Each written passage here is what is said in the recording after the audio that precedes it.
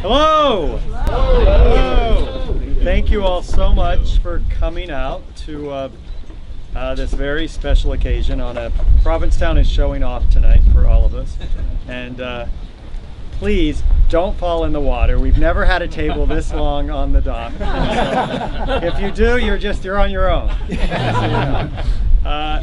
But a super special night, and what a privilege to be here. Originally, we were going to begin across the street. I don't know if everyone knows, but we're helping to restore the Mary Heaton Vorse House, which is really what brought theater to Provincetown, or theater to all of us, frankly. And so at some point, maybe next year, hopefully, we'll do this again and have a party there. But it's just a privilege for me to be a part of this in some small way.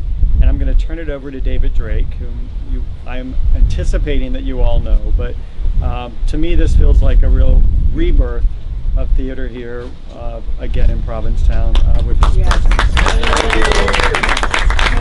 you very much. Oh my gosh. So take it away, David. Sure. Thank you, Ken. Hi, I'm David Drake. I'm the artistic director of the Provincetown Theater. I'm very happy to be here tonight and start this award for the first time ever. I came up with the idea because this really is the birthplace of American theater, and what that means for me is that the voices that began to become together individually and collectively to where we would have our own kind of voice, our own kinds of theater, our own issues, our own vernacular, really started happening here, where these bold bohemian freaks like Mary Heaton Vorse and Susan Glaspell and Eugene O'Neill and Jay Cook and Harry Kemp and voice, I can't think of her name, Neath Boyce and Max Eastman, and there's many others, came together and started just trying to forge one-act plays and things together. It actually started in 1915 and 1916 in this week. On the 15th of July in 1915 was when the first play was done at Neath Boyce's house down the street. And then in 1916, on July 28th, is when Eugene O'Neill's Bounties for Cardiff happened, right down here on Lewis Wharf. So we're right in the middle of when those roads crossed. And that is why I also wanted to bring this kind of Provincetown American Playwright Award to the town, so that we could claim great living writers, while we also look forward to cultivating new voices, which I'm going to start a residency program in the winter for a lesbian playwright, so that we have both going simultaneously. It's like the spring garden that my character talks about. There's always something blooming, there's always something coming in, always something new. But we have the old as well, and so we can't get to the new without tying it into the legacy of the past. I'm very fortunate that I reached out to Terrence when I decided to do Love, Valor, Compassion, which I wanted to do here for 10 years. And I'm so glad I got this job, because then I could do it. Because I didn't have a company that would support me on it. Like, oh, that's too much money. But that's not a problem, right? It's always my problem. And so I reached out to Terrence thinking, well, maybe he would come and be our first recipient. And as we did this, and he was very gracious about it, he understood immediately. He's a theater geek, freak, history person like me, and so he understood the significance of what this place is to the birth of so many voices. He's from Texas, he's gay, so there's conflict. Understands that immediately, and that is drama. Eugene O'Neill wrestled with the sea. He's wrestling with a lot of other angels and demons. We all are. That's what great playwriting really is. I am honored to do this play and many of his plays, hopefully in the future, here at the theater as well. And so without, I guess, further ado, to use a French word, we have the Provincetown American Playwright Award. In it is an etching, a wood-cut etching from John Dowd in glass of Lewis Wharf, which is where the Provincetown Theater began. Wow. And so that is what it looks like. Thank you, John, and for a lifetime of helping us to know ourselves through the act of writing. This is to you, my friend.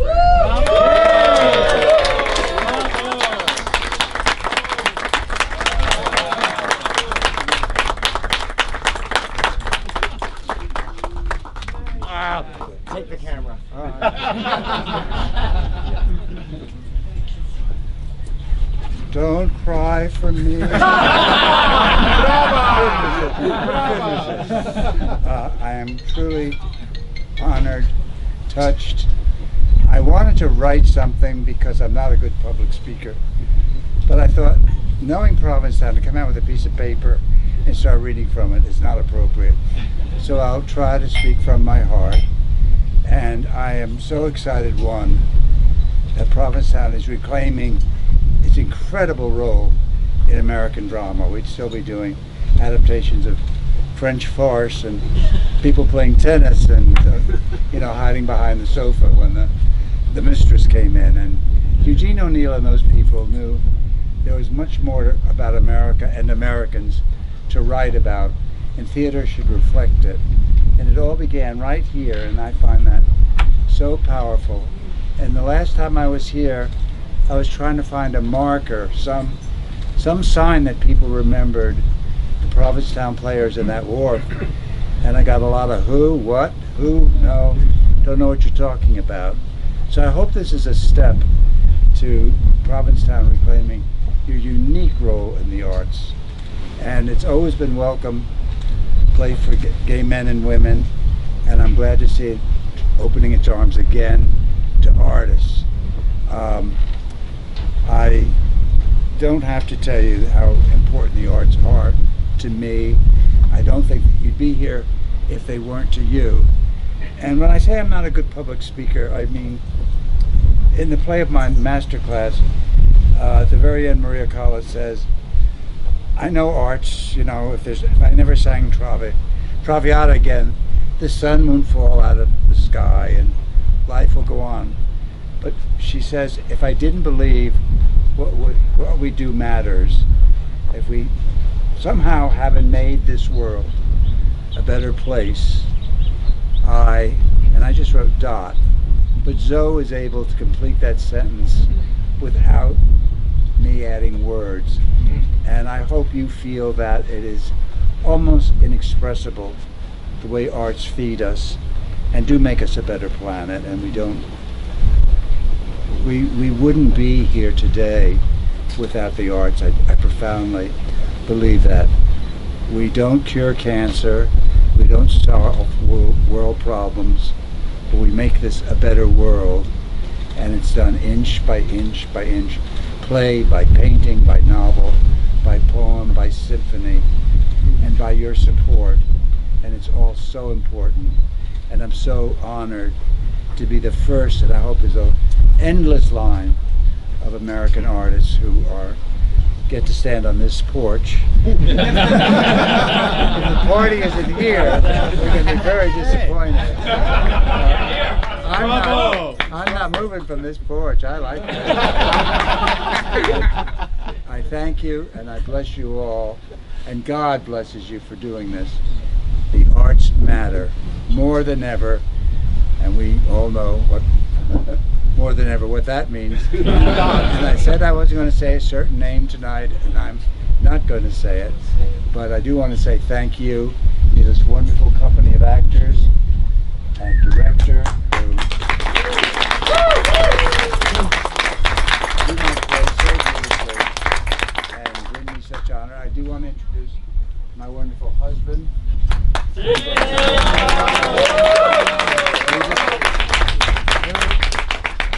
did a very terrible thing to him in almost 20 years of marriage. He was a wonderful lawyer, pro bono lawyer for people with HIV and AIDS, and one day he said, I think I want to be a theatrical producer. And I really struggled with that decision. But he's turned out to be a great producer, very smart, and he's bringing a play to New York next year called The Inheritance, which I know you'll hear about. It's in 2 parts, 7.5 hours long, and it's truly a great play about the past 50 years of life in America for gay men. And you'll all be at it, I'm sure, in the spring. It's pretty magnificent. It's in London now. Magnificent. So he's a good producer. Bravo! Thank Thank you very, very much. I thought my award was falling. No. We won't let it fall. I got very nervous.